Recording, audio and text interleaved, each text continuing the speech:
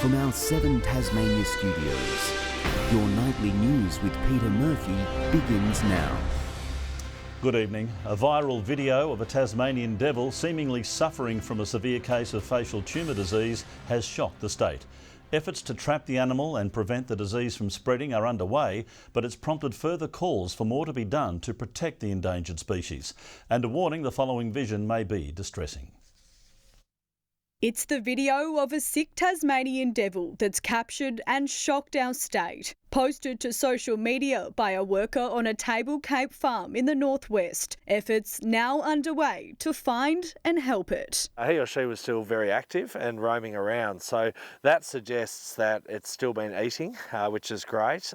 It was skinny but not emaciated, but that tumour on the lip tells us it is likely facial tumour disease. Nearby residents also filming this video on Wednesday afternoon. The devil caught on camera in a driveway. Wendy Page says it was gasping for air. It was so alien looking that I was completely, profoundly surprised to see this weird animal, so I thought I needed to follow it. Bonnarong Wildlife Sanctuary says while devil admissions aren't rare, they've only seen 5 furless ones like this in nearly 22 years. There was a time last year when we were looking at how many calls we were receiving, and there was a 3-month period where we received over 80 calls. They'll try to work out if it's a lactating female who might have babies. Otherwise, it could be put to sleep to prevent further spread of the disease. NRE says it's actively working to trap the devil and take it to a vet. Devil facial tumour disease now confirmed as far west as Woolnorth. The Save the Devil program continuing to work to stop the deadly disease.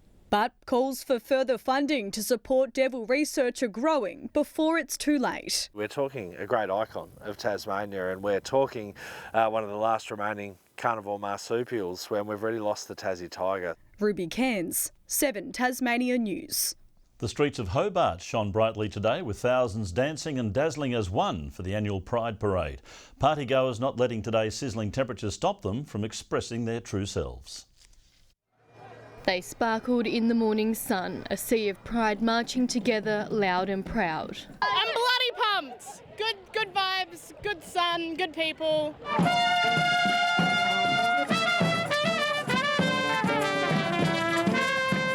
Painting the streets of Hobart all colours of the rainbow, dazzling and dancing their way down. Others feeling fearsome in their footwear. It's a bit risky, but I'm feeling good. I haven't fallen over so far, so that's a plus. Hundreds of people from all walks of life strolling with flair and passion to the delight of onlookers lining the streets. Proud poochers also soaking up the festivities, celebrating the start of Tasmania's month-long celebrations of the LGBTIQA+ community. Great to see everyone here, all colourful and pride and proud. Youngsters leading the charge. Just a great time, yeah. I love LGBTQ. I love pride. The party kicking on in Franklin Square. It's been great. I love it here. I'm new to Tasmania and it's been very nice so far. This year's Pride hoping to make all Tasmanians, young and old, feel welcome. With COTA launching an initiative helping to raise awareness of elder abuse within the LGBTIQA+ community. To expand what they do and to encompass everybody and offer assistance to anybody that needs it. The message of love and inclusion loud and clear. This is really vital that we do this at the moment and let people know that they're supported. Rebecca Gaidaneros at 7 Tasmania News. After years of anticipation, the wait is finally over, with Lagana Oval officially opening its gates today, offering a vibrant new home for Tasmania's growing cricket and footy stars. The multi-million-dollar facility kicks off with a day of sport and community celebrations. Bowling into history, the first run is made at the new Lagana's Oval grand debut. Finally, we're able to open the gates, see it in action, cricket games going on behind me, and you can tell that the community is just absolutely delighted. Residents buzzing with excitement about the future of this new field.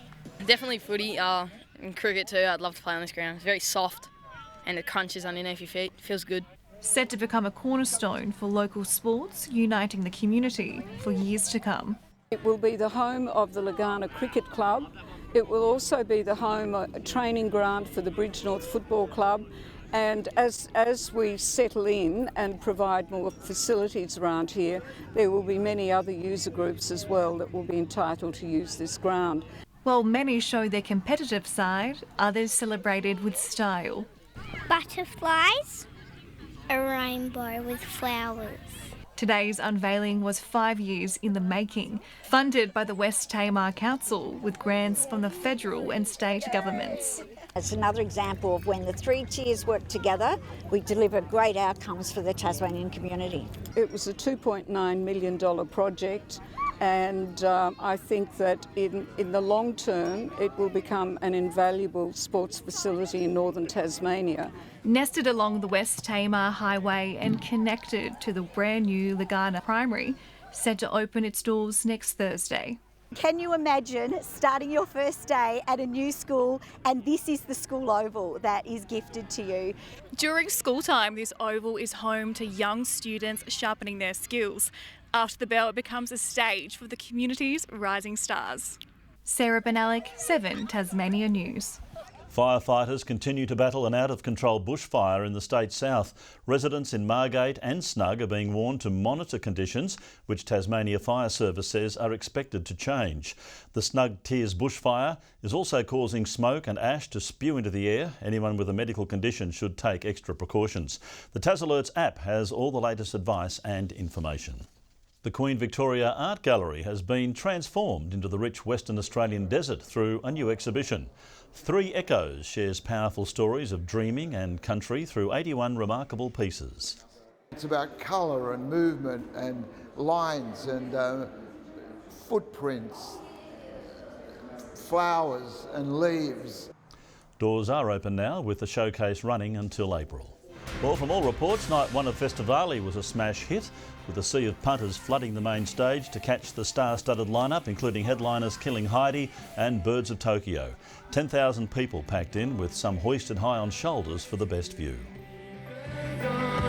We will light our way with our lanterns on. While of course others just kick back, soaking in the atmosphere, sipping on some of Tassie's finest drops. Tonight the excitement returns with Aussie A-lister Amy Shark taking the stage, ready to light up the crowd. Some teachers here in Tasmania will be seeing double when school goes back next week. The Multiple Birth Association bringing together local families with twins and multiples, giving parents the chance to bond before their kids head to the classroom for the first time. Very excited. They just turned 5, so it's been a countdown. 19 sets of twins are due to start school in the state's south next week and 4 in the north. It was all fun and games at the state pinball finals in Hobart today. 16 of the best players who've tallied the most points over the past year battling it out for the big title, competing in a 6-hour elimination round with a selection of machines.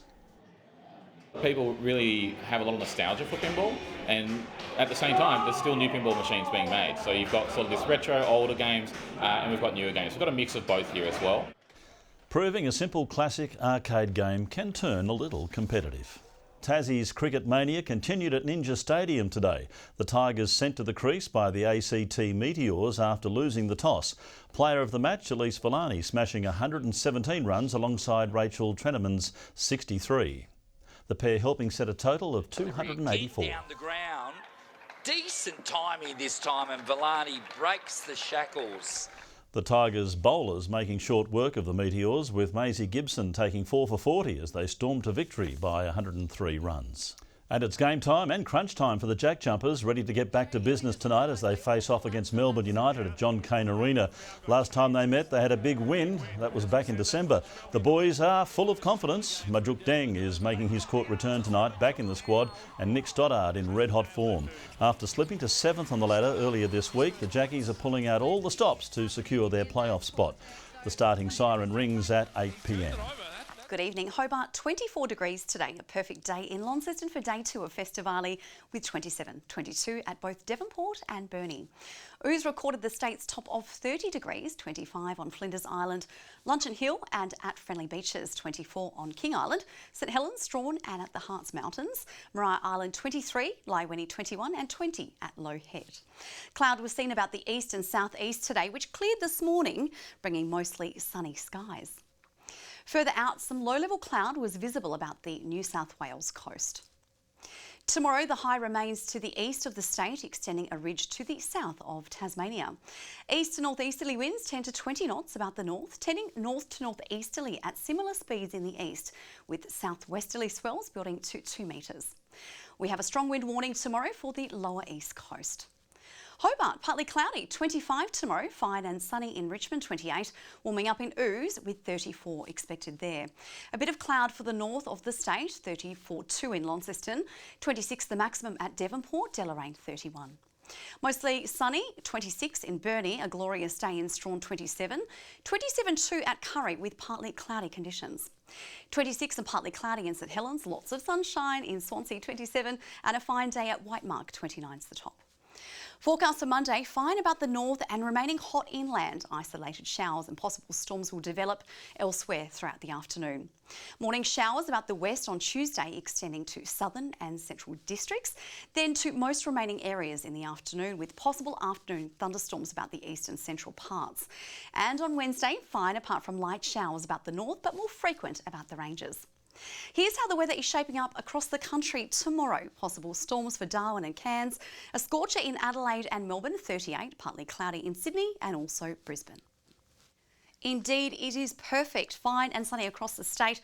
It's warming up tomorrow, Murph. You'll have to dig out those budgie smugglers. Better still, I might get the mankini out, Kai, but nobody's ready for that. That's all your news for now. Thanks for joining us. Enjoy the rest of your weekend. Good night.